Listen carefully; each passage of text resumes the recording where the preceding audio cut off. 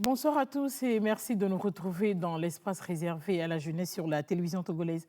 Une fois encore aujourd'hui, je suis avec de nouveaux invités. Avec eux, nous parlerons de vacances utiles. Vous le savez sans doute, nous sommes en pleine vacances scolaires, un temps de pause et de repos bien mérité après des mois de dur labeur. Comment rendre ce temps utile? Eh bien, au cours de cette émission, nous donnerons à nos amis apprenants des pistes qui leur permettront d'organiser et de planifier leurs vacances de manière saine, originale et constructive.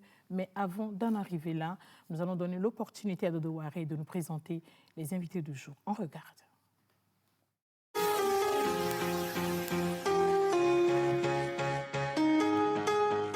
Aujourd'hui, Podium Jeunesse reçoit pour vous Leben Ahiale. Elle est étudiante en informatique.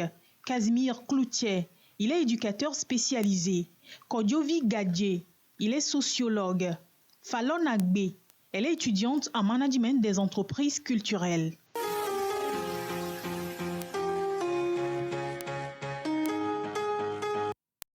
Bienvenue de nouveau à Podium Jeunesse. Chers invités, bonsoir.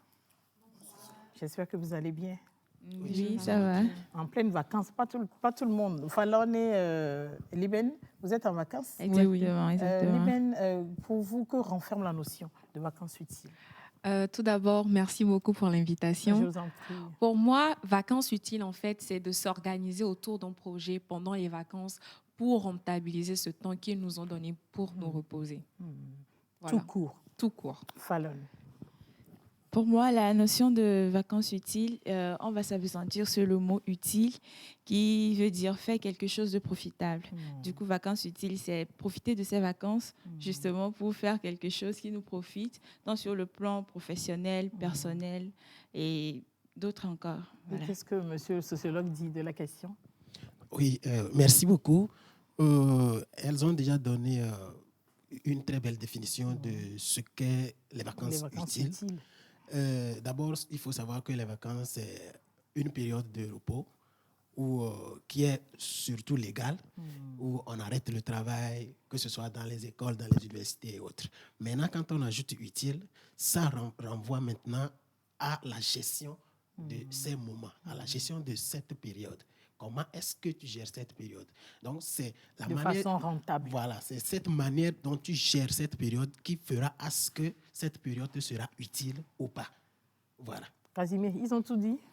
Ils ont tout dit. Ce que moi je voudrais ajouter spécialement, c'est que avant de savoir si la gestion est utile ou pas, l'utilité en question, c'est de savoir d'abord l'objectif pour lequel ce temps de latence a été accordé par les pédagogues.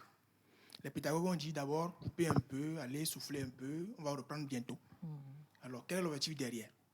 Maintenant, si cet objectif est atteint, ou bien plus ou moins, on parle là donc de l'utilité de ces vacances-là. Pourquoi il importe justement, Fallon, de rendre les vacances utiles? Alors, comme Casimir vient de le dire, c'est un temps de repos où on dit il faut souffler, il faut prendre un peu de recul parce qu'on a passé souvent c'est 9 mois, c'est 9 mois d'année scolaire. Mais il faut considérer aussi le cerveau comme un moteur qu'il ne faut pas délaisser parce qu'à un moment donné, il va tomber en panne. Et donc, l'utilité des vacances sera de permettre à son cerveau de rester en activité, pas intensément comme durant l'année scolaire, mais quand même de rester en activité pour qu'à la reprise, on ne soit pas totalement perdu. Voilà ce que je peux dire. Donc, voilà. La déconnexion totale des études n'est pas conseillée. N'est pas conseillée, justement. Durant les vacances, il faut toujours rester en activité de temps en temps, se nourrir son cerveau. Pour que le cerveau ne perde pas ses habitudes. Justement. Liben?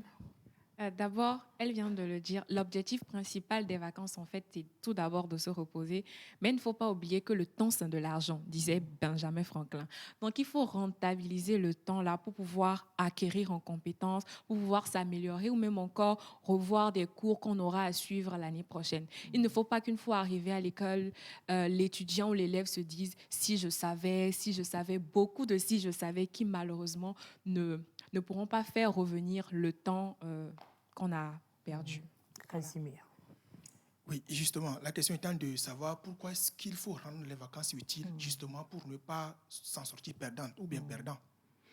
Si les vacances ne sont pas rendues utiles, ça voudra dire qu'elles ont été inutiles. C'est-à-dire on aura fait des choses qui nous nuisent ou bien qui nous portent atteinte, et nous empêchant donc de reprendre l'activité de laquelle nous avons été autorisés à nous reposer.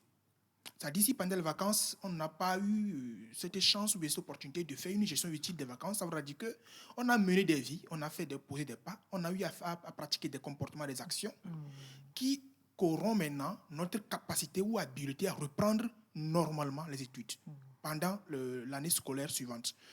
Pour être clair, j'allais donc dire qu'il faut rendre les vacances utiles justement pour permettre une continuité de ce de quoi nous avons été autorisés à nous reposer. Ok, je vois. Monsieur Gadje. Oui, pourquoi rendre ces vacances utiles? C'est vraiment une question très importante. Et quand je l'ai entendu, je me suis dit, oh, ça mérite d'être posé et ça mérite d'être débattu. Et ça m'amène peut-être à me demander ou à se poser la question selon laquelle pourquoi passer des vacances? Ou comment passer ces vacances?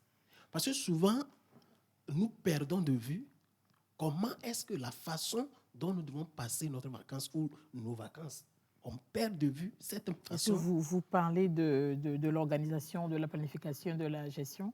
Pour le moment, je ne suis même pas encore arrivé au niveau de l'organisation de ces vacances. Mais quand, par exemple, je suis élève et que je finis mes 9 mois et on me dit, OK, tu as 2 ou 3 mois de repos et après, on reprend. Maintenant, qu'est-ce que cela me dit? Est-ce que, du coup, j'ai comme l'impression qu'on me dit d'aller me reposer et puis bon, c'est fini. Repos total. Je suis là et c'est la liberté ou c'est le libertinage et puis c'est fini? C'est la question qu'il faut se poser. Parce que, de nos jours, quand vous circulez, déjà, les vacances ont commencé... depuis fin juin, pour certains. Et quand vous circulez à Lomé et que vous voyez dans les coins de rue, vous saurez vraiment que les élèves sont au repos. Mais est-ce que c'est ça, rendre utile les vacances? Et donc, rendre utile les vacances, pour moi, c'est une manière de profiter de ces vacances de façon à ce qu'on s'améliore. Parce que peut-être, il y a des lacunes quelque part qu'on n'a pas pu améliorer, qu'on n'a pas pu rectifier. Et donc, pendant cette période, on me demande d'aller me performer. Donc, voilà ce que je peux dire, en fait. On vous demande d'aller vous performer. Et quand on parle de l'organisation, de la planification des vacances de manière saine, originale et constructive, qu'est-ce que vous direz, Casimir? Oui, merci beaucoup, madame, pour la question. Quelqu'un m'avait dit une fois, notre enseignant nous avait dit une fois en classe de 6e ou 5e que la réussite en fait de l'année se prépare dès le premier jour. Pour dire aussi que le succès des vacances se prépare avant le début des vacances. Okay. Alors, je voudrais ramener le sujet un peu plus bas en demandant, ou bien en disant plutôt, que la gestion que nous faisons de nos pauses de mi-journée en tant qu'élèves, celle que nous faisons de nos week-ends reflète ce que nous ferons pendant les vacances. Si pendant les week-ends, nous nous donnons souvent aux activités extrascolaires qui nuisent à notre bien-être, à notre étude, à nos études, donc pendant les vacances, nous risquons de les rendre malsaines aussi, ces vacances.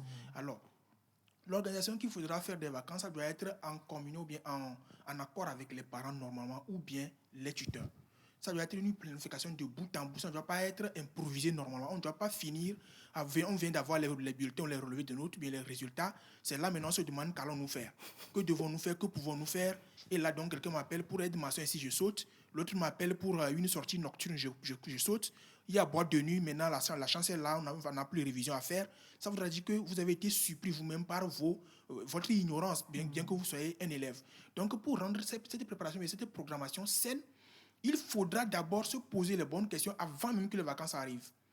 Dès que j'aurai mes relevés de notes, je me donnerai par exemple 2 jours de repos ou bien je me donnerai 3 jours de repos par semaine. Mais les 3 jours restants, je vais suivre mon papa dans son activité. Je vais suivre ma maman dans son activité ou cette activité manuelle qui me plaît bien, cet apprentissage en tant que la tresse, la coiffure qui m'intéresse, je voudrais m'en acquérir davantage en termes de connaissances et d'acquis. En cela, dès que les vacances viendront, et j'informe mon parent, mes parents, mon tuteur, bien mes tuteurs, par rapport à ça, pour qu'eux aussi prennent des dispositions. Ça veut dire que vous avez une planification pour vos vacances avant même qu'elles n'arrivent. Mais comme je le dis toujours, l'objectif premier derrière, c'est de se reposer d'une activité, de l'activité académique ou pédagogique, des activités scolaires. Donc, ce n'est pas le moment où il faut dire chaque lundi à mercredi, je vais aller au cours de vacances, les nuits, je vais lire 2 romans, les dimanches, je vais aller... Non.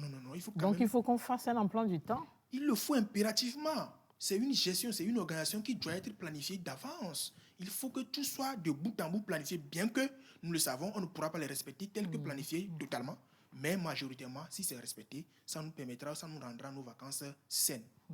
Monsieur Gadjié, vous avez l'habitude d'organiser des activités pour des adolescents et des jeunes au sein de votre association. Comment vous les aidez à planifier ce moment? Merci beaucoup.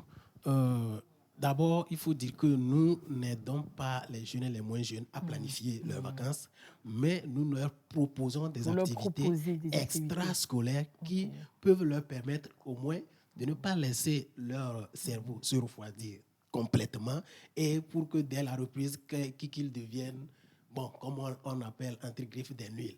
Parce que le cerveau, comme la collègue vient de le dire, quand vous laissez le cerveau au repos pendant longtemps, il faut être sûr que dès la reprise, ça va être difficile. C'est comme une machine. Et quand vous ne mettez pas de l'huile dedans, c'est vrai que on sera obligé de lui réapprendre les habitudes. Ça devient compliqué. Et donc, nous, on organise, comme je le disais, des activités extrascolaires, des activités ludiques qui permettent aux jeunes et aux moins jeunes, c'est vrai, de se défouler en apprenant en même temps. Okay. Donc, ces activités leur permettent de s'amuser pour les moins jeunes. Ils s'amusent en apprenant. Par exemple, le 12 qui vient, le 12 août prochain, nous avons une activité de peinture, juste pour les moins jeunes. Et là, cette activité, ce n'est pas pour que les moins jeunes viennent juste pour peindre et puis, ou bien on a besoin qu'on vienne faire la peinture de nos locaux. Non, non, non, non. C'est une manière pour nous de les amener d'abord à être ensemble, à voir les compétences des uns et des autres et à créer quelque chose. Et donc, en faisant cette peinture, on les amène à développer l'esprit de créativité en eux. On demande à l'enfant, dessine quelque chose en fait. Vous êtes en train de dessiner, vous êtes 3 ou 4 qui dessinent. Ça voudrait dire que chacun voudrait que son dessin soit plus bien, soit plus joli. Soit meilleur. Et donc, il va faire beaucoup d'efforts de réflexion. Et donc, nous, les vacances, surtout avec les moins jeunes, on les amène à s'amuser, mais en développant un esprit, en les amenant à détecter la potentialité qui est en eux, le génie qui est en eux, qui est caché. Et bien avant ça, nous avons lancé une formation qui est sur l'écriture dramatique et journalistique, le jeu d'acteur, etc. À l'endroit des jeunes. À l'endroit des jeunes. Donc, toutes ces activités, pas parce que nous avons envie de le faire, mais juste pour les aider, parce que, on se rend compte que pendant les vacances, les jeunes et les moins jeunes, vous allez les trouver dans tous les coins. Et c'est en ces moments-là qu'il y a beaucoup d'accidents qui arrivent. Surviennent. Et là, ce sont les enfants et les jeunes qui sont des victimes. C'était hier, je suivais même le journal à la TVT ici, et j'ai vu, on parlait d'un petit qui, au cours de son jeu d'amusement, s'est fracturé le bras. Et après, le bras, on a vu que le bras, on a été obligé d'amputer le petit. Déjà, imaginez si on encadrait bien l'activité de cet enfant. Pas qu'on refuse catégoriquement aux enfants de s'amuser, non. Mais il faut encadrer leur amusement. Il faut être derrière eux. Là, je suis en train de dévancer un peu parce que je crois qu'on aura à parler du rôle des parents. Et donc, pour nous, c'est une manière pour nous de pouvoir les préserver, de pouvoir les mettre en sécurité et également, tout en les mettant en sécurité, en leur donnant l'occasion de s'amuser, de les permettre également de développer un esprit créatif et d'apprendre les uns les autres. Merci beaucoup. Vous avez un ajout par rapport à la question? L'organisation et la planification des vacances de manière saine. Comme les collègues ont dit, j'adhère à leur idée selon laquelle il faut planifier avant les vacances. Et moi, j'aimerais plus, parce que nous, enfin, ceux qui sont peut-être au lycée, à l'université, même au collège en 4e, 3e, sont assez âgés pour pouvoir réfléchir par eux-mêmes.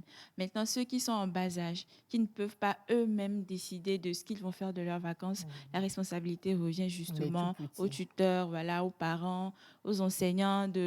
Si le parent... On en parlera tout à l'heure, le rôle des parents. D'accord. Mais vous êtes étudiante en management des entreprises culturelles. Comment vous passez vos vacances? Je vais dire que d'abord, je les passe bien. Mes études, je ne les fais pas ici, je les fais en Égypte. Et justement, à la base, J'étais rentrée pour passer du temps en famille avec mes amis parce que je suis partie, ça fait près d'un an déjà, donc je voulais rentrer, profiter de la famille. Mais une fois rentrée, je me suis posé la question, mais est-ce que je vais passer mes 4 mois à la maison à juste profiter, à dormir, à m'amuser? Et j'ai longuement réfléchi, même avant de rentrer, parce que je n'étais pas encore rentrée. Je réfléchissais déjà parce que je me disais 4 mois à la maison, la reprise va être compliquée. Donc, je me suis dit, c'est le moment parce que bientôt, il y a aussi le mémoire à rédiger, la soutenance à faire, tout un tas de préparatifs à faire avant. Justement, c'est le moment de profiter de ces 4 mois. Je peux faire plusieurs choses à la fois. Donc, pourquoi ne pas faire un stage d'immersion professionnelle et en même temps profiter de... Vous avez trouvé l'opportunité ici? Justement. J'ai trouvé l'opportunité de faire un stage et je fais mon stage. Et à côté, pendant les week-ends, pendant mon temps libre, je profite de ma famille et de mes amis. Donc, vous faites un stage en management des entreprises culturelles. Justement, dans une association ici qui est justement dans le secteur. Qui est du domaine. Oui. Merci, Liben. Avant de répondre à votre question, j'aimerais revenir un peu sur ce qu'ils avaient dit. En quelques secondes. Oui, en quelques secondes. Moi, je me dis, si on demande à un élève de 4e de planifier ses vacances, de rédiger, d'avoir un emploi du temps, franchement, ce serait lourd. Parce que toute l'année scolaire, on a une pression de malade. On me dit, va à l'école, révise tes cours. Donc, commencer encore à planifier tout ça, ces vacances, moi, je trouve que c'est exagéré, en fait. Ça rajoute plus de pression. Moi, je dirais tout simplement ne pas gaspiller ses vacances, profiter du temps qu'on a, tout simplement. Improviser tout le long des vacances? Oui, improviser toutefois en se disant, oui, aujourd'hui, je vais faire ci, demain, je vais faire ça, mais ne pas se figer sur un programme précis. Casimir sourit. Qu'on aura, justement, je sais qu'il ne sera pas d'accord, mais je me permets de donner mon point de vue. Voilà. Et pour revenir à comment je passe mes vacances, pour moi, l'objectif de ces vacances, c'est justement de faire ressortir mon génie créatif. Puisque je suis une grande passionnée du monde des médias, de la communication, de l'animation. Donc, pour moi, c'est vraiment le moment de faire ressortir tout ce que tout ce que j'ai en moi, autant pour moi, d'acquérir de nouvelles compétences et de ne surtout pas oublier mes études d'informatique. Donc, pendant le temps qu'on nous a donné pour nous reposer, naturellement, je regarde des vidéos YouTube pour pouvoir plus apprendre sur la programmation, puisque je suis en génie logiciel. Je suis des vidéos des personnes qui pourraient me permettre, m'impacter, me permettre de me développer, que ce soit sur le plan scolaire ou extrascolaire. Voilà. Casimir, lorsque Liben parlait tout à l'heure, vous riez quand elle disait qu'il ne faut pas planifier. On a eu assez de pression au cours de l'année. Pourquoi parler de programmation, de planification, d'organisation? Il faut improviser, mais de manière réfléchie. Exactement. Oui, au fait, j'ai vraiment ri. C'est intéressant. Ce qui m'a un peu choqué, bien que son avis, mais ce qui m'a choqué, c'est qu'elle a donné la classe de 4e. Ce serait vraiment aberrant que quelqu'un de la classe de 4e ne puisse pas s'organiser. On est en retard. C'est en retard. Elle aurait pu simplement dire les enfants. L'école primaire. Voilà que moi, j'allais tout à l'heure lui dire que de toute façon, les enfants ont leur place auprès de leur maman. Et pendant les vacances, c'est le meilleur moment de partager au moins une sorte d'affinité avec ses parents. Mais quand même pas de CM1, CM2. Mais planifier, justement, c'est parce qu'on est enfant que notre planification n'est pas lourde que ce qu'un adulte fera. Pour un enfant de CM1, CM2, par exemple, sa planification, c'est dire lundi, je ferai dessin, mardi, je vais aller au cinéma, mercredi, c'est justement ça. Et puis les parents, peut-être qu'on en parle là, je ne sais pas grand-chose sur les questions, mais ça dit que les parents vont les aider, d'autant plus qu'ils ont un niveau de maturité un peu bas. Mais vous en parlez déjà, le rôle des parents dans la planification et la gestion des vacances. Pour terminer, dire qu'un enfant de 4e ne peut pas en mesure de planifier, parce qu'entre-temps, on aurait des pressions. Quelle pression en classe de 4e? Mais c'est quand on arrivera en seconde, en terminale, qu'on en fera. C'est parce que vous avez dépassé le niveau de 4e. Merci beaucoup, exactement, c'est ce que je voulais dire. Chacun a une pression à son niveau, M. Casimir. Oui, justement, très, très, très bien, madame. C'est justement parce que chacun a une pression qu'on ne devra écarter personne de sa planification. Autant on sera grand, autant les pressions seront grandes, autant on sera toujours appelé à planifier. Ça ne changera pas. Voilà, donc faisons des à notre niveau. Oui, madame, ouais, c'est vraiment passionné. C'est le problème que nous avons. Si actuellement on voit des personnes âgées qui sont désorganisées, qui n'arrivent pas à mettre de l'ordre dans leur vie, c'est parce qu'au préalable, dans leur enfance, ils n'ont pas appris à planifier, à s'organiser. Peut-être quand on dit planifier, c'est le mot qui sonne. S'organiser, c'est plus soft. Voilà, justement, s'organiser. Et c'est vrai, normalement, déjà au collège, en 6e, tu dois savoir t'organiser. Sinon, comment est-ce que tu fais pour apprendre tes leçons? Je me rappelle quand moi j'étais en 6e, le papa fut un enseignant. Qu'est-ce qu'il m'a dit? Tu es en 6e, tu n'es plus au cours primaire. Il faut faire un emploi du temps. Pour les vacances? Pas pour les vacances. Pour ton temps. Pour mon temps. Le papa ne m'a pas aidé. Il m'a donné l'occasion de le faire. Et j'ai fait. Je l'ai montré. Il a regardé, il m'a regardé, il me demandait qui m'a aidé. J'ai dit non, c'est moi-même. Ok, il faut suivre. Et quand quelqu'un voit mon emploi du temps, tu sauras que c'est un emploi du temps. J'avais mes temps pour aller jouer parce que j'aimais beaucoup le foot. J'avais mes temps pour apprendre. Et quand ces heures-là arrivent, je vous assure, madame, vous ne me verrez pas faire autre chose que ce que j'ai planifié. Wow. Vous voyez? Maintenant, pendant les vacances, on planifie les vacances. Que tu sois enfant ou pas. C'est ça, c'est ce qui fait que des fois, quand je compare ceux qui sont dans les grandes villes et ceux qui sont dans les zones rurales, je ris un peu. Vous voyez, les jeunes vous étiez et les moins dans jeunes, quelle zone? Moi, je fus élevé dans une zone rurale. Okay. Les jeunes et les moins jeunes des milieux ruraux s'organisent. Je vous assure. Ils s'organisent. Le jeune qui se trouve peut-être dans Club FOPA, c'est que pendant les vacances, je dois aller... Non, Club FOPA, c'est dans la préfecture de Wawa. Okay. C'est un village à Poso. J'ai grandi là-bas. J'ai fait longtemps là-bas. Est-ce que et certains me diraient que c'est parce qu'ils n'ont pas assez d'opportunités pour se divertir? Non, moi je dis non. Moi je dis non. Personne ne peut se divertir plus que quelqu'un qui vit en milieu rural. Je vous assure. On a des jeux pas possibles dans les milieux ruraux. Plus qu'en ville? En ville, peut-être c'est la télé, c'est la plage, les sorties. C'est ce qui fait la différence. Et quand on veut prendre la plage dans un milieu rural, on a des rivières. On a des grandes rivières. Quand vous y allez, vous savez que vous êtes devant une rivière.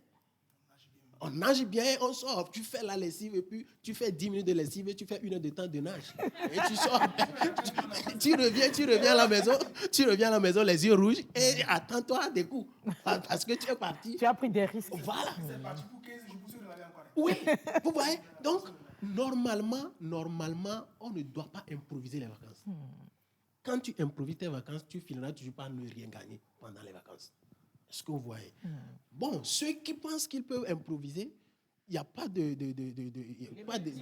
Improviser de manière réfléchie, s'il vous plaît. Il faut être fidèle à mes propos. Voilà, comment on peut improviser de manière réfléchie? En fait, moi, c'est le terme planifier point par point ces vacances qui, moi, me dérange, en fait.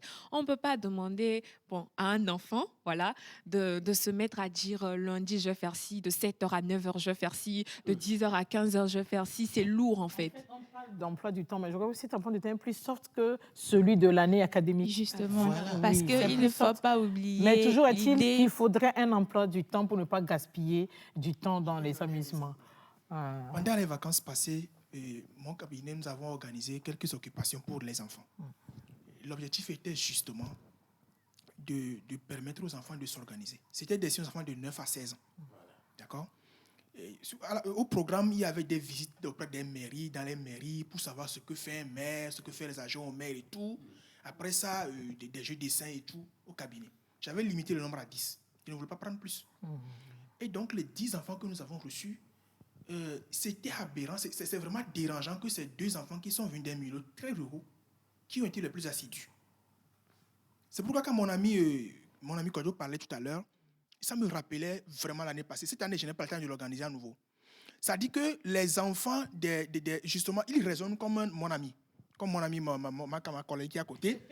Ça dit, les mots, ça dit que une simple activité, genre, quand tu arriveras chez monsieur le maire, elle a chance de lui demander, monsieur le maire, tu as fait quel parcours scolaire, par exemple? Pour un enfant de 15 ans qui vient d'avoir son BPC, il y va, il fouillait son portable Android, et c'est les 2 enfants qui sont venus des villages très reculés, qui ont ramené les meilleures réponses possibles.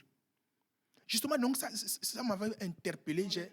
D'un fouiller le Android. Ils sont très distraits. Et quand tu leur demandes, ils vont te dire tout à l'heure que de toute façon, au cours de l'année scolaire, on a fait beaucoup ces trucs et ici, on est là pour s'amuser. Oui, justement, l'amusement aussi au programme. Mais quand on dit planifier, il faut mettre juste l'amusement au programme. Donc, il faut se fixer des objectifs pour les vacances aussi. Voilà, même si on n'arrive pas à les atteindre totalement aussi, on a quand même appris à faire, à se fixer les objectifs. Bon, si l'Eben dit qu'il n'est pas possible qu'un enfant de 4 ans puisse planifier son temps de vacances, quel rôle alors les parents ont-ils à jouer dans l'organisation? Elle me dit que planification c'est lourd. Je prends organisation et gestion des vacances. Falon, quel est le rôle des parents? Je pense, à mon avis personnel, que les parents ont un grand rôle à jouer dans cette histoire parce qu'après tout, ils sont nos responsables, nos tuteurs jusqu'à où nous voulons. Donc, un parent qui sait que son enfant, on prend les enfants qui sont au primaire par exemple, un parent consciencieux qui veut faire profiter son enfant parce qu'aujourd'hui, dans le monde du travail, on demande à une seule personne d'avoir beaucoup d'aptitudes, d'avoir beaucoup de compétences. Et ces compétences, ces aptitudes ne s'acquièrent pas en une seule journée ou en une seule année. C'est un travail, c'est un processus. Et pour que cet enfant en bas âge puisse développer cette envie d'apprendre, puisse développer ses différentes aptitudes, ses différentes compétences, il faut que le parent, avant les vacances ou pendant les vacances, cherche à savoir les activités qui s'organisent ou que le parent lui-même planifie des activités pour son enfant pour dire peut-être il y a un club de lecture quelque part, aujourd'hui j'amène mon enfant, il y a un atelier d'art plastique, je l'amène. Bref, les parents ont un grand rôle à jouer, les tuteurs, les enseignants. Aider les enfants, vous voulez dire aider les enfants à choisir les leur activités proposer qui des répondent à leurs aspirations. Justement, parce que nous, par exemple, il y a certains parmi nous qui n'ont pas eu la chance d'avoir été aidés à déceler le talent ou le génie caché qui est en eux. Un parent qui propose plusieurs activités à son enfant et lui dit « Quelle activité tu préfères ?» L'enfant ira vers l'activité qui répond à ses aptitudes ou au génie qui est en lui. Du coup, toi aussi, le parent, tu sais en même temps que mon enfant, c'est tel qu'il aime, c'est tel qu'il préfère faire. Justement, le canaliser et l'orienter pour son avenir. Voilà. Oui, je m'inscris totalement dans sa logique. Les parents doivent assister les enfants pendant les vacances. Moi, je me dis, avant le début des vacances, par exemple, le papa ou bien la maman peut demander à son enfant, ma chérie, qu'est-ce que tu veux faire pendant ces vacances? Et l'enfant, il cite telle chose, telle chose, telle chose. Et lorsque les vacances vont commencer, quand le parent il va voir que l'enfant, il ne fait rien de ce qu'il avait cité au préalable, justement, il peut l'interpeller, lui dire, ma fille, pendant les vacances, il faut vraiment te cultiver, il faut vraiment faire ci. Donc, redonne-moi la liste que tu m'avais donnée avant. On commence par telle activité ou bien tu choisis quelle activité pour permettre à l'enfant, en fait, de pouvoir profiter pleinement de ses vacances. C'est vrai que l'enfant peut citer les activités, mais les parents lui donneront l'opportunité des activités dont ils ont les moyens. Il faut pas oublier l'aspect moyen aussi. Où, c'est vrai, les activités, il y a plusieurs activités ou plusieurs associations qui organisent des activités payantes. Donc, c'est en rapport avec les moyens du parent que le parent va orienter son enfant justement vers telle activité. Casimir. En 30 secondes, je vais donner un exemple. Quand j'écoutais mon ami, je riais beaucoup. Je pense qu'on faisait la première année où il nous fallait faire les cartes d'identité rapidement pour ne pas prendre les bourses, les tranches. Les aides. Les aides, voilà les mots même. Et il est arrivé que ma camarade avec laquelle j'ai fait la classe, les classes de première et terminale avec laquelle je viens d'avoir le bac, tout fraîchement, on devait aller légaliser certaines pièces. Et elle me demandait où est-ce qu'on légalise les pièces même. J'ai dit, depuis là, tu faisais quoi? Moi, mon papa me fait tout. Hein. Ouais, donc le piège... En fait, que le papa l'a protégé. Voilà, donc le surprotégé. Le piège dans tout ça, il faut que nous soyons très prudents pour ne pas prendre un piège très grave d'assujetter nos enfants à notre présence en fait. Ça dit sans nous, l'enfant ne pourra rien faire. Moi, quand je parle d'enfants, il est vrai que légalement l'enfant c'est tout sujet qui a moins de 18 ans. Mais les enfants qui peuvent être assistés jusqu'à ce degré-là, moi je suppose que c'est les tout petits. Les tout petits, 3 ans, 4 ans, 5 ans, 6 ans. Déjà, il faut les assister, les guider, les coacher. Mais déjà, à partir de CM1, CM2, 6e, comme ça, il faut laisser l'enfant, il faut peut-être l'informer. Lui donner les fonctions de base. D'accord? Déjà, à la rentrée ou bien à la fin du premier trimestre, tu comptes faire quoi de tes vacances? Une question comme ça. Peut-être si l'enfant ne réagit pas au cours de 2 mois, 3 mois qui suivent, le parent peut revenir. D'accord? Je t'avais posé une question, tu as fait les recherches de temps pour dire, il faut inciter les enfants à chercher. Il faut être vraiment les coachs des enfants, pas celui qui va lui fournir tout en tout moment.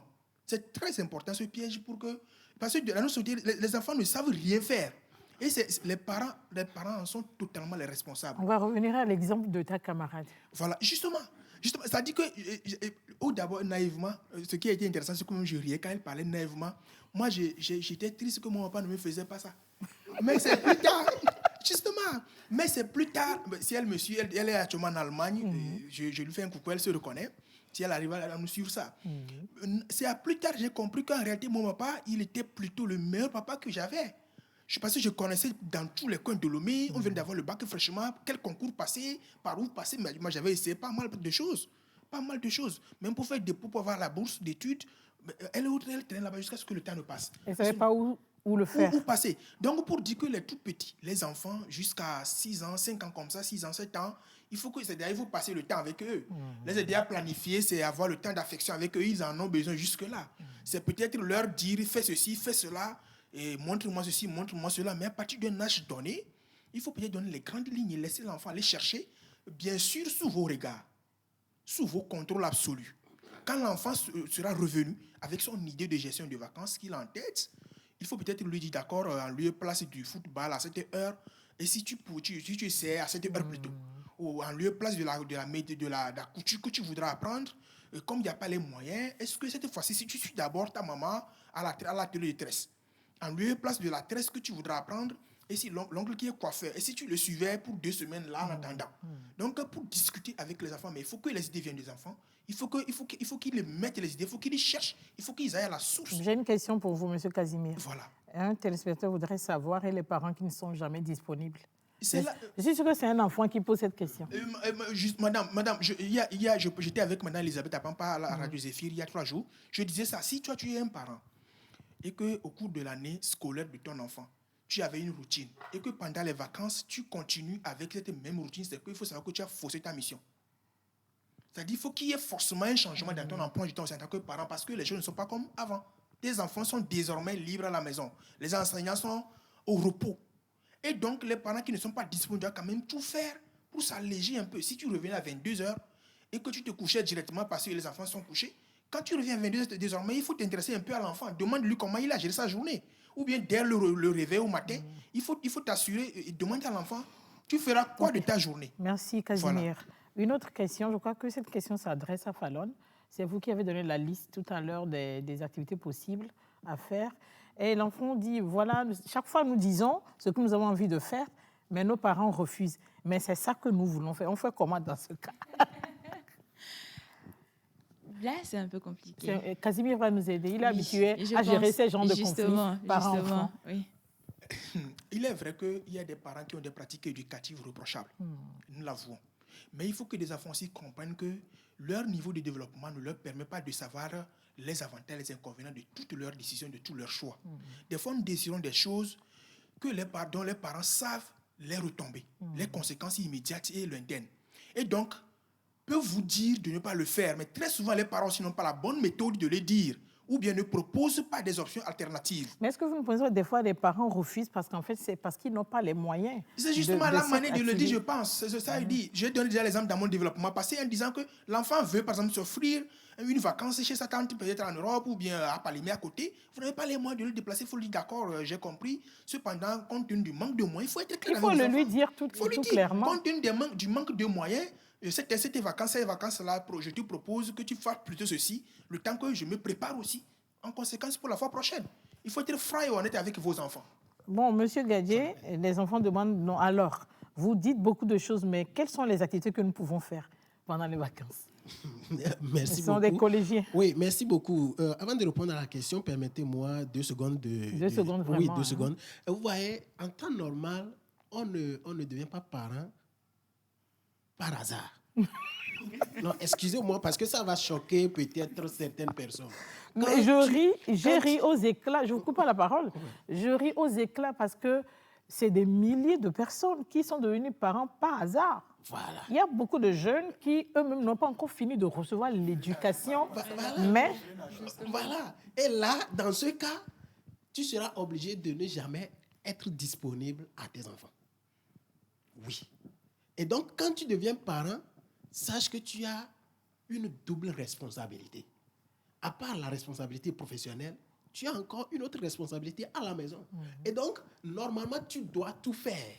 Tu dois tout faire pour se rendre disponible, pour être coach, contrôleur et aide à ton enfant. Amen. Parce que si ces choses-là, tu les manques, l'enfant, c'est fini. Tu as la rue va le récupérer. Voilà, tu as raté complètement l'éducation de l'enfant. Beaucoup sont dans cette situation parce qu'il y a manque de communication entre eux et leurs enfants. Quand il y a manque de communication entre toi et ton enfant, ce qui est sûr, tu n'auras pas de bons mots pour répondre aux inquiétudes de ton enfant. Merci, M. Gadje. Maintenant, les activités. Voilà. Il y a plusieurs activités. Mais ce serait un peu plus gênant de dire aux enfants, allez faire ceci, allez faire ceci. Non, c'est des propositions. Voilà. Et nous le disons toujours, c'est par rapport aux moyens de vos parents. Donc, voilà. Si, par exemple, ton papa n'a pas l'argent, peut-être de t'offrir une formation qu'ACDF est en train d'organiser à 10 000 francs, il ne faut pas chercher à venir. Non. Parce que le parent n'aura pas ces moyens-là. Tu peux aller au ciel, descendre, le parent ne pourra pas. Il y a beaucoup de choses. Tout à l'heure, quand j'étais arrivé ici, mon téléphone a sonné, je suis sorti.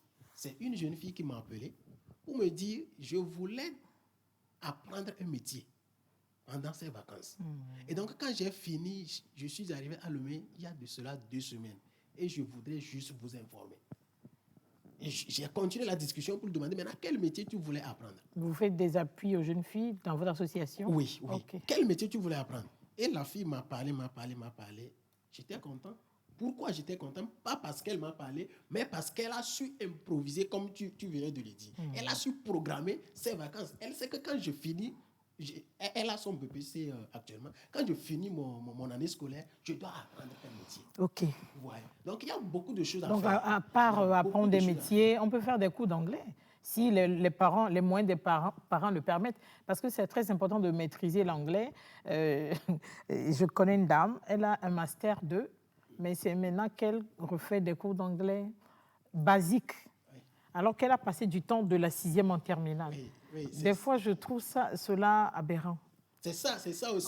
On s'est amusé avec l'anglais, mais il nous rattrape toujours. L'anglais nous rattrape. Donc, les choses qui nous manquent, les choses dont on veut performer, comme je l'avais dit, les activités que nous organisons, c'est pour aider les enfants à combler certaines lacunes. Donc, que les enfants même arrivent à identifier les domaines dans lesquels ils ne sont pas forts ou ils n'ont pas de niveau et essayer à les combler. Dans l'emploi du temps dont nous parlons, la lecture doit occuper une grande place. Très grande place. Voilà, elle aime ça.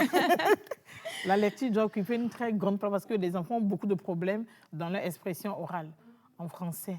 Voilà. Maintenant, si l'enfant, voilà, ça revient maintenant à la question que la personne a posée. Si l'enfant ne sait pas qu'il doit s'améliorer en lecture. Et au lieu place de la lecture, il propose à son parent il veut aller apprendre à jouer, à apprendre le piano. Et que le papa dit non, mon ami, tu as une lacune. Toi, tu n'arrives pas à bien parler, donc au moins j'ai quelques 2 livres ici, continue à lire.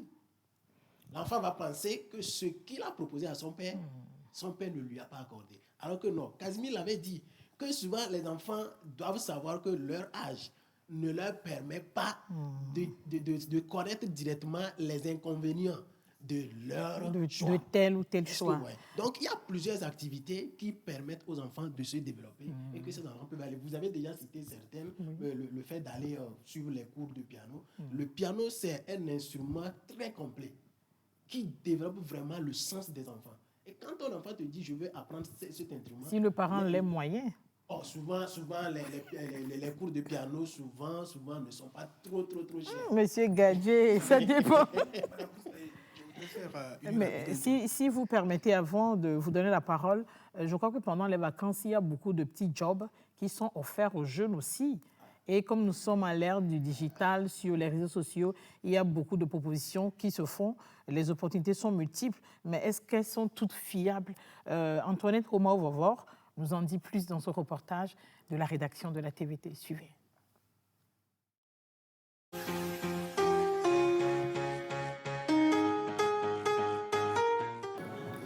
À première vue, ces offres d'emploi publiées sur les plateformes et groupes WhatsApp sont attractives. À chaque coin de rue, elles n'échappent pas au regard. Mais seulement, sont-elles de véritables opportunités d'emploi? Pour Léo Douété, non. Il a été victime d'une arnaque il y a 1 an et depuis, il se méfie. C'était dans un groupe WhatsApp. Bon, la personne avait retiré mon numéro. Que lui, il est en train de débloquer des fonds pour aider les jeunes étudiants. Après cela, il m'avait contacté, soit disant qu'il allait me donner 400 000 pour m'aider dans mon étude. Je lui ai envoyé mon numéro flou. Ok, il dit qu'il va me renvoyer l'argent, mais que je dois lui débloquer une somme de 100 000 francs. Il n'a qu'à retirer les 100 000 francs dedans, donc je vais recevoir 300 000. Donc là, il m'a bloqué. Tu ne sais pas faire, c'est toi qui vas devenir perdant, quoi. Rien n'arrête certains arnaqueurs. Attirer les chômeurs avec de fausses offres d'emploi, leur faire miroiter une embauche et leur demander de l'argent.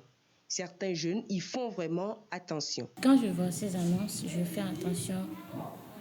Peut-être le job ne va pas bien payer ou bien ça ne va pas me plaire. Une fois que je contacte ces gens, après les annonces, lorsqu'il y a plein de procédures à suivre, moi j'abandonne. Spécialisé dans la formation et le recrutement, EDEM attire l'attention de tout un chacun sur le phénomène. Comment savoir si une offre n'est pas un fake? Il faut aller sur la page des entreprises sur Google, appeler l'entreprise elle-même et se renseigner pour voir si c'est vraiment une offre qui est vraie. C'est que quand vous appelez, que quelqu'un vous dit que vous devez payer des frais de dossier, il faut faire très attention. Parce que je dis souvent que quelqu'un qui a besoin d'un emploi, donc qui est au chômage et qui n'a donc pas de quoi survivre, et à qui on demande de payer de l'argent avant de trouver du boulot, je dis qu'il faut faire très attention. Pour y aller, il ne faut pas y aller seul. Il ne faut pas non plus que quelqu'un vienne vous rencontrer quelque part pour vous y amener. Il faut donner l'indication, il faut envoyer la localisation, il faut repérer l'entreprise par rapport à une station, à une école, à un hôpital ou quelque chose qui est public que tout le monde connaît. Job de vacances, oui. Mais il faudra connaître les bonnes adresses et les bons sites. Qu'il va falloir sensibiliser sur les canaux ou les bons canaux via lesquels il faut trouver les bons emplois qui ne sont pas des arnaques. Et aussi voir dans quelle mesure est-ce qu'on peut dire aux jeunes les liens qui sont sécurisés et sur lesquels ils peuvent cliquer de façon sûre et avoir les bonnes informations. Parce qu'aujourd'hui, on sait qu'avec les liens Internet, on sait que le HTTP, c'est un mauvais site par exemple, et le HTTPS, c'est un lien sur lequel on peut cliquer pour avoir une bonne information. Vigilance donc. Les arnaques d'opportunités d'emploi se développent et touchent les plus vulnérables.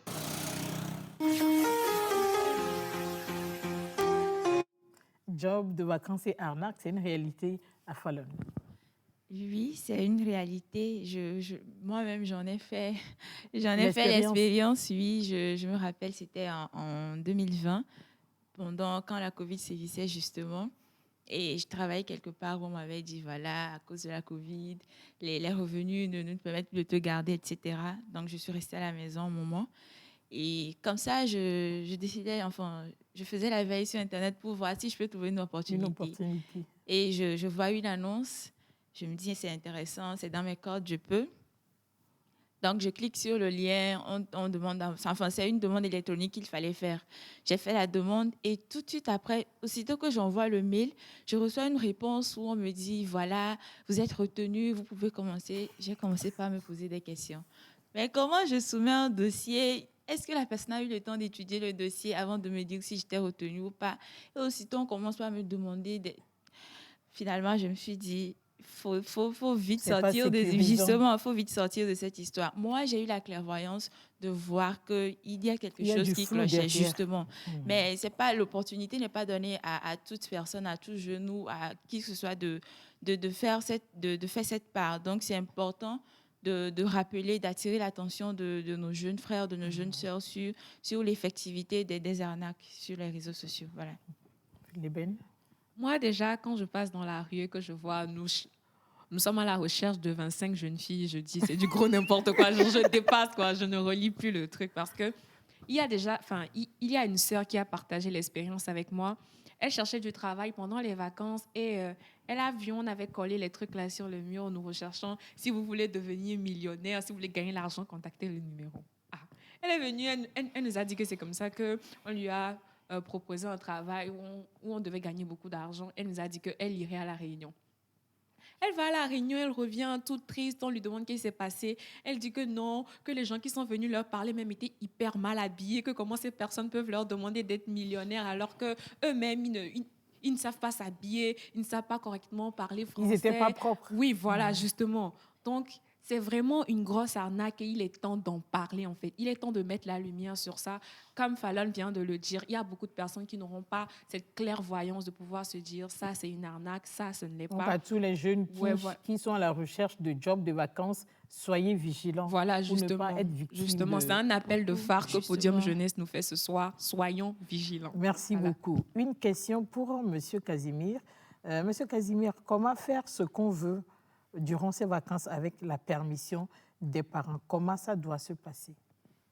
Tout dépend du type de parent qu'il a. Plutôt du climat familial. Qui règne dans la famille.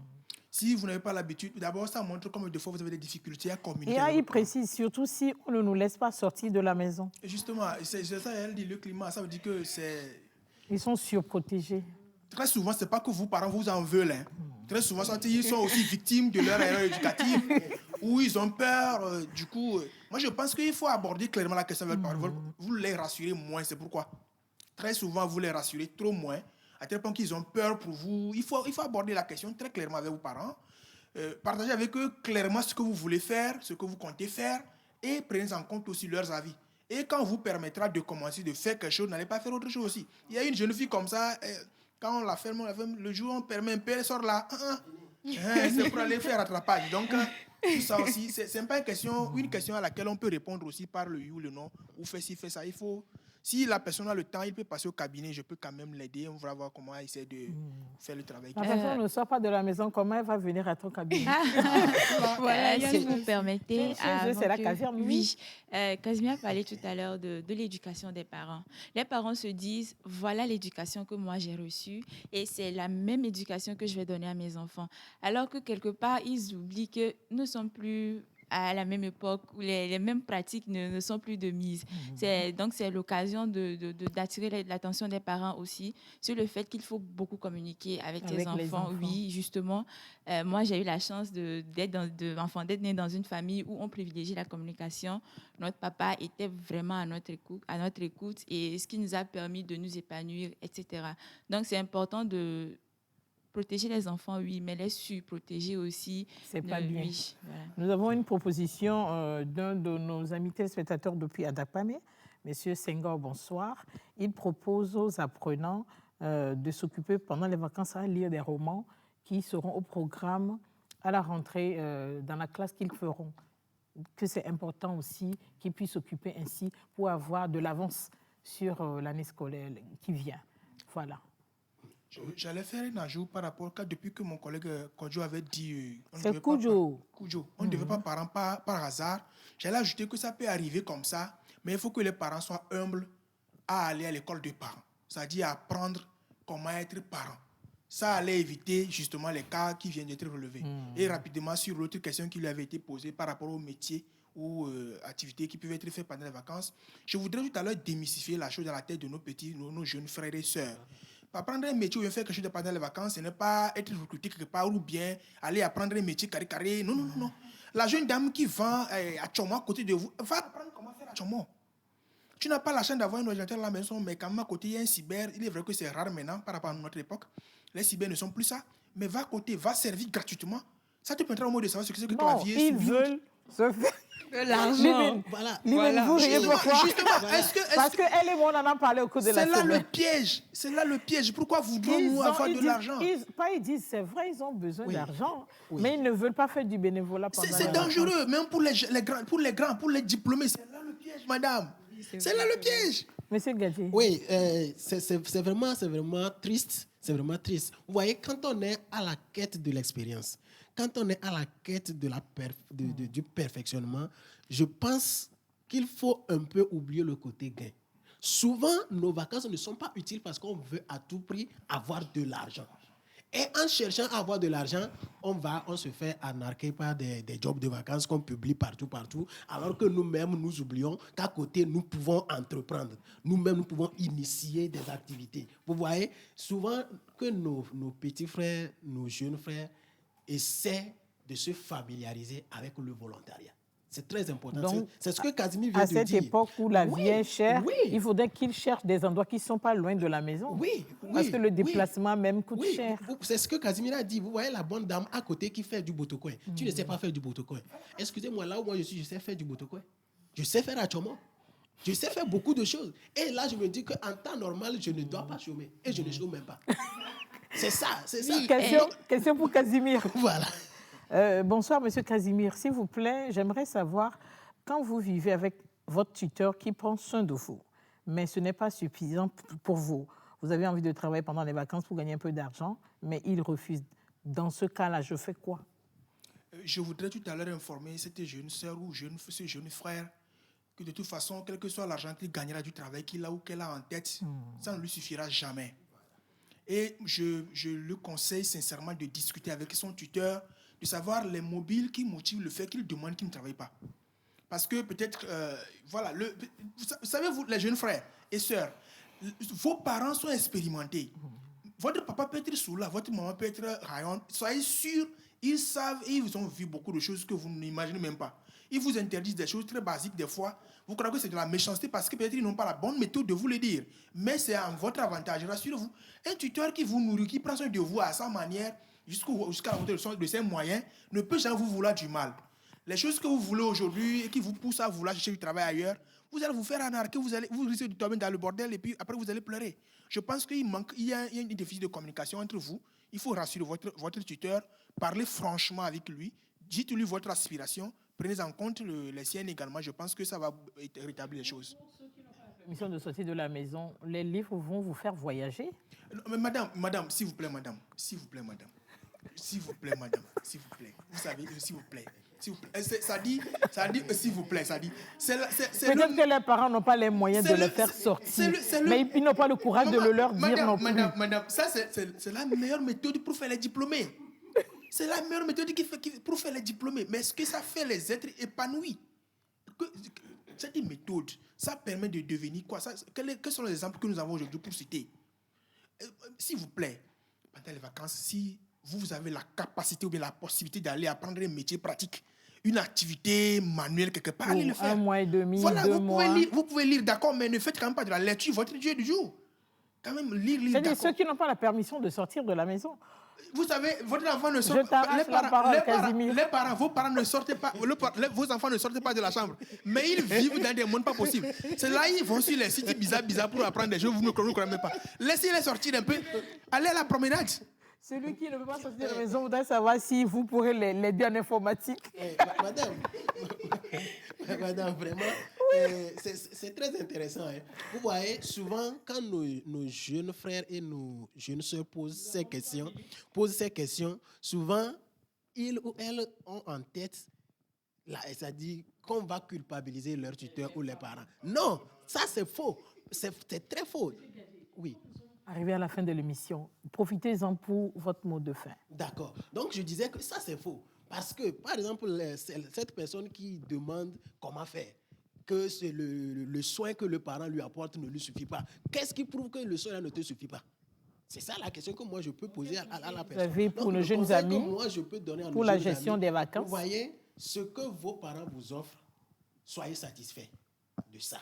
C'est très important. Ça, c'est la première des choses. Et ensuite, avant l'arrivée des vacances, discutez-en avec vos parents, avec vos tuteurs, de ce que vous voulez faire. Et ensemble, je suis sûr que vous allez arriver trouver un terrain d'entente. Et là, vos vacances, vous serez vraiment... Merci beaucoup, Liben.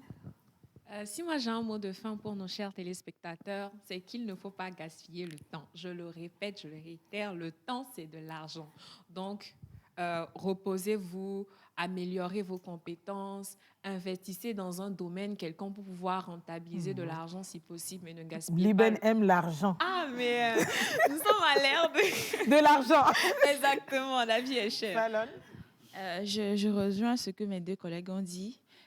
Il faut se reposer, certes, mais il faut également s'organiser pour justement rendre utile ces vacances, trouver une ou des activités qui pourront nous profiter sur le plan développement personnel, sur le plan professionnel, mais faisons aussi attention à ne pas tomber dans les pièges, voilà, dans les pièges et que les parents aussi, les tuteurs nous donnent, justement, s'impliquent. C'est toute une organisation. Donc, que chaque partie s'implique, s'organise et fasse son boulot pour que les vacances soient utiles à tout le monde. Voilà. Merci beaucoup. Casimir, en une phrase.